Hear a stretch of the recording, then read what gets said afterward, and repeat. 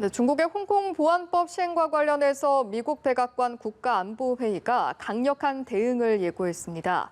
중국이 이제 홍콩을 한 국가로 취급하는 만큼 계속해서 강력한 조치를 취할 것이라고 밝혔는데요.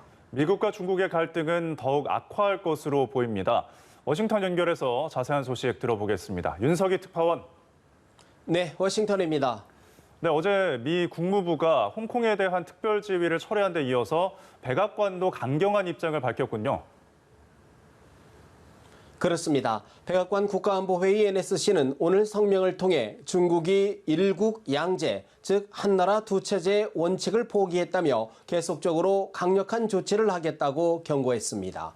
NSC는 중국의 홍콩 보안법 철회를 요구하면서 베이징이 이제 홍콩을 같은 국가로 취급하고 있기 때문에 미국도 그렇게 해야 한다고 밝혔습니다. 그러면서 미국은 홍콩의 자유와 자치를 질식시킨 사람들에 대해 계속해서 조치를 취할 것이라며 후속 제재를 예고했습니다. 하루 전 상무부와 국무부가 홍콩에 대한 특별 지위를 박탈한 데 대한 경고로 해석됩니다. 중국의 홍콩 보안법 시행과 관련해 아직까지 언급을 하지 않고 있는 트럼프 대통령도 조만간 강경한 메시지를 내놓을 것으로 보입니다. 하지만 중국 역시 미국의 방해 시도는 절대 실현될 수 없다며 보복 조치를 예고하고 있어 미중 간 갈등은 더욱 격화할 전망입니다. 미국과 중국은 지난해 무역 전쟁에 이어 올해는 코로나19의 책임을 놓고 긴장이 고조된 상황입니다. 네, 재확산하고 있는 미국 내 코로나19 상황도 한번 짚어보죠. 미국 내 하루 신규 환자가 10만 명까지 치솟을 수 있다. 이런 전망이 나왔다고요?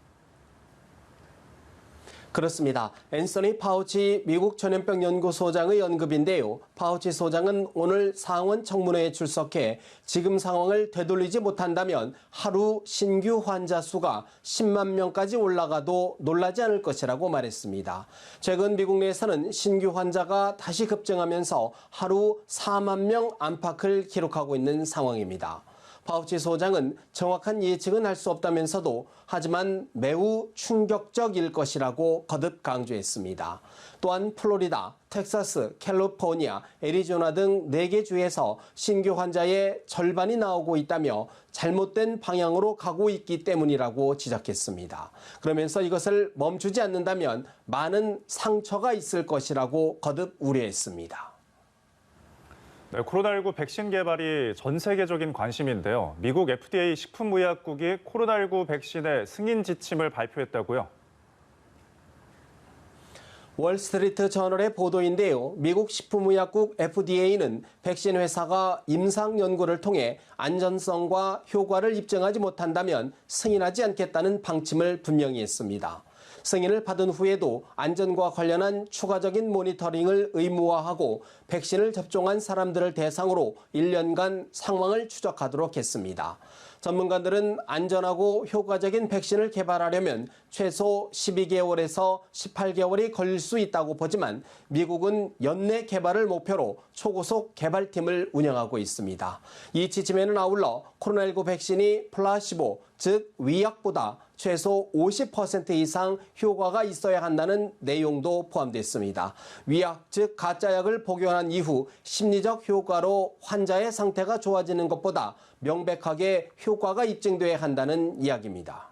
현재 전 세계적으로 100개 이상의 백신 시험이 진행 중이고 이 가운데 사람을 대상으로 한 임상 시험을 진행 중인 곳은 미국의 모더나사와 영국의 아스트라제네카사 등으로 알려져 있습니다.